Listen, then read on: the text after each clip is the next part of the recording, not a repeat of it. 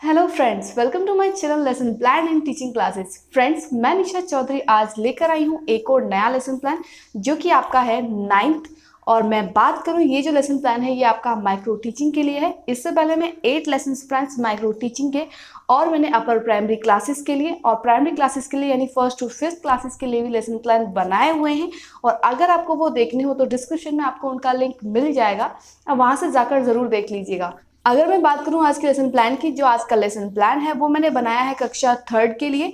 और ये आपका माइक्रो टीचिंग का लेसन प्लान है जिसमें मैंने विषय ली है गणित यानी मैथमेटिक्स, और आपकी उप विषय यानी कि सब सब्जेक्ट है इसमें रेखा गणित। अगर मैं बात करूं टॉपिक की, तो आपका टॉपिक होने वाला है घनाभ। इससे पहले जो मैंने वीडियोस अपलोड की हैं उसमें मैंने फुल डिटेल से आपको बताया हुआ है कि प्रस्तावना कौशल में आपको क्या क्या करना होता है क्लास में एंटर करने के बाद।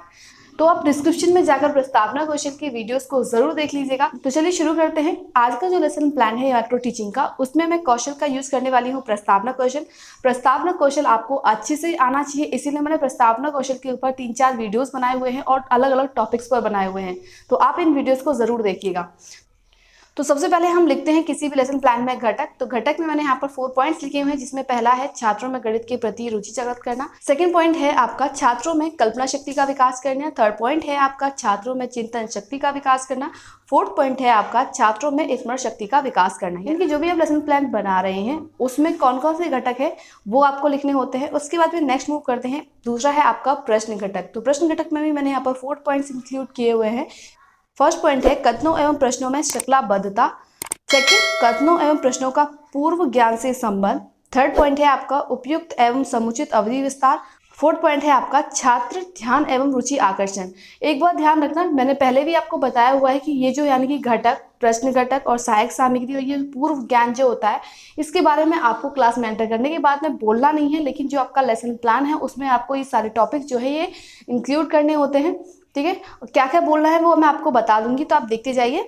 उसके बाद आपकी थर्ड हेडिंग आती है सहायक सामग्री। सहायक सामग्री में जिस भी आप टीचिंग लर्निंग एड का यूज कर रहे हैं वो सारी चीजें लिखनी होती है, जिसे मैं आप यूज करने वाली हूँ चौक, डस्टर, चैम्पट और माचिस। यानी कि मैंने यहाँ पर अलग से माचिस का यूज किया है, तो इसलिए मैंने यहाँ पर माचिस को भी इंक्लूड किया हुआ है। जिस भी शिक्षण अधिगम सामग्री का आप यूज करें वो आपको वहां पर लिखना है। ठीक है, और एक बात ध्यान रखिए कि जो भी आपने यहाँ पर सहायक सामग्री लिखी हो उसका यूज उस क्लास में जरूर करना है, क्योंकि नहीं तो आपका इससे भी जो टीचर हैं वो आपकी गलतियां निकाल देंगे। ठीक है, मूव करते हैं अगली हेडिंग की ओर, जो कि आपकी है पूर्व ज्ञान। छात्र आकृतियों के बारे में सामान्य जानकारी रखते हैं। यानी कि आज हम क्या पढ़ाने वाले हैं बच्चों को घनाभ। तो घनाभ से पहले बच्चे को ये तो पता होना चाहिए कि स्क्वायर क्या होता है, रेक्टेंगल क्या होता है, सर्कल क्या होता है। तो इसमें हमारा जो पूर्व ज्ञान है, हमने क्या लिखा है कि बच्चों को इस बारे में पता है। उसके बाद में नेक्स्ट हेडिंग आती है आपकी विशिष्ट उद्देश्य।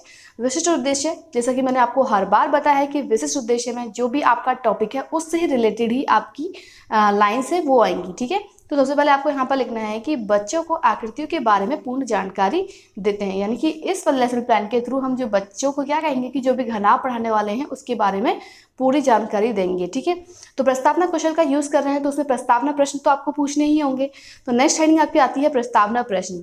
जैसा कि आपको पता है कि प्रस्तावना प्रश्न पूछने के लिए आपको 3 कॉलम्स बनाने होते हैं, जिसमें फर्स्ट है आपका क्रम संख्या, सेकंड है आपका छात्र अध्यापिका क्रिया और थर्ड है आपका छात्र छात्रा क्रिया। अभी तक मैंने जितने भी लेसन प्लान्स कराए हैं उसमें मैंने आपको बताया है कि जो प्रस्तावना प्रश्न है या तो आप ऑड नंबर्स तक ही रखें, या तो आप 3 क्वेश्चन पूछे, या फिर आप 5 क्वेश्चन पूछे, या फिर आप 7 क्वेश्चन पूछे। वैसे अगर मैं बात करूँ मोस्टली 3 और 5 ही इनफ होते हैं, यानी कि जो 5th क्वेश्चन होता है या 3rd क्वेश्चन होता है उससे आपका जो प्रकरण है वो निकल कर आ जाता है। 3rd क्वेश्चन या फिर आपका जो 5th क्वेश्चन है वो ऐसा क्वेश्चन रखना होता है जो बच्चों के लिए समस्यात्मक प्रश्न हो। समस्यात्मक प्रश्न का मतलब ये हो गया कि बच्चों को उस क्वेश्चन का आंसर नहीं आता हो और जिसके थ्रू हमारा जो टॉपिक है वो निकल कर आ जाए। ठीक है, तो जैसा कि मैंने यहाँ पर फर्स्ट क्वेश्चन पूछा है, बच्चों ये मेरे हाथ में क्या है। जैसा कि मैंने आपको अभी बताया कि मैं जो सहायक सामग्री में क्या यूज करने वाली हूँ, माचिस यानी कि मैचिक स्टिक। तो उसी को मैं दिखाते हुए बच्चों से पूछूंगी कि बच्चों ये मेरे हाथ में क्या है। तो जो बच्चे हैं इस क्वेश्चन का आंसर दे देंगे कि क्या है, माचिस। क्योंकि बच्चे जो है वो आसपास की वस्तु को पहचानते तो है ना कि इसे क्या बोलते हैं क्या नहीं बोलते। उसके बाद जब सेकंड क्वेश्चन पूछूंगी कि बच्चों इसका आकार कैसा है, तो बच्चों ने अपने पेरेंट्स से, दादी बाबा से पूछा है कि जो माचिस है वो कैसी है, चौकोर है। तो बच्चे इसका आंसर दे देंगे कि इसका जो आकार है वो कैसा है, ये चौकोर है। ठीक है, उसके बाद हमारा जो थर्ड क्वेश्चन होगा, बच्चों आप जानते हैं इसकी आकृति को गणित में क्या कहा जाता है। फिर हमारा थर्ड क्वेश्चन ऐसा होगा जिसका आंसर बच्चों के पास में नहीं होगा। बच्चों को ये तो पता है कि जो उसका आकार है यानी कि जो उसकी शेप है वो कैसी है, चौकोर है, लेकिन जो गणित में उसे क्या बोलते हैं बच्चों को इस बारे में नहीं पता। तो बच्चे यहाँ पर क्या हो जाएंगे, मौन हो जाएंगे, और यही हमारा क्या कहलाता है, समस्यात्मक प्रश्न। इसके बाद में जो हमारा टॉपिक है हम उस तक पहुंचेंगे। तो इस क्वेश्चन के बाद हमारा लास्ट जो हेडिंग है वो क्या होगी, उद्देश्य कथन। अगर आप प्रस्तावना कौशल का यूज कर रहे हैं तो आपको पता होना चाहिए कि जो प्रस्तावना कौशल का एंड है वो आपके उद्देश्य कथन पर हो जाता है। तो लास्ट में आपका क्या है, उद्देश्य कथन। बच्चों आज हम घनाभ के बारे में अध्ययन करेंगे, यानी कि हमें क्या करना है कि जो भी हम टॉपिक पढ़ाने वाले थे उसको बोलना है कि बच्चों आज हम वो पढ़ेंगे। ठीक है, तो सबसे पहले मैं आपको फिर से एक बार रिवाइज करके बता देती हूँ, आपने अगर वो वीडियोज ना देखी हो तो आपको समझ में आ जाएगा।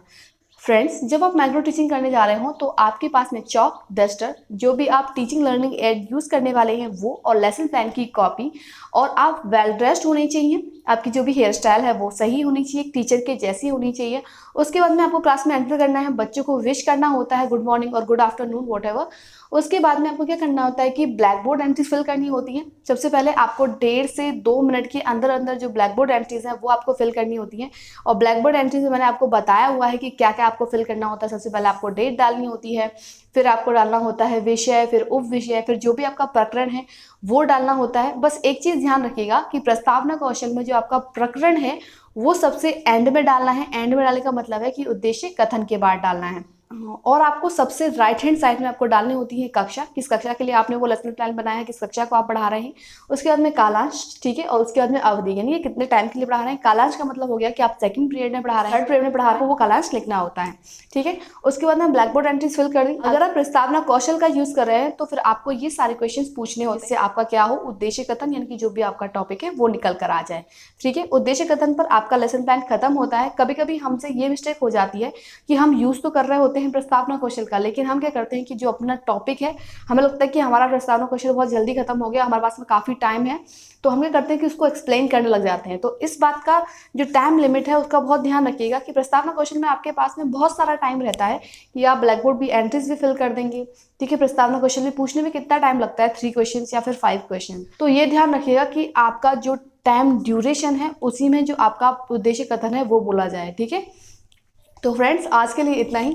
आई होप आपको सारी चीज़ें अच्छे से क्लियर हुई होंगी, आपको समझ में आया होगा कि कैसे हमें जो प्रस्तावना कौशल है उसका यूज़ हमें सूक्ष्म शिक्षण यानी कि माइक्रो टीचिंग में करना है, किन किन बातों का ध्यान रखना है। और भी मैंने इससे पिछली वीडियोज़ में आपको अच्छे से डिटेल में बताया हुआ है, तो आप उन वीडियोज़ को देखना बिल्कुल मिस ना करें दोस्तों। और अगर दोस्तों आपको ये वीडियो अच्छी लगी हो तो इसे लाइक, दोस्तों को शेयर और मेरे इस चैनल को सब्सक्राइब जरूर कर लीजिएगा, ताकि आपको और भी अच्छी वीडियोज़ या और लेसन प्लान्स आपको देखने के लिए मिलते रहें। तो चलिए मिलते हैं अगली वीडियो में, तब तक के लिए गुड बाय दोस्तों।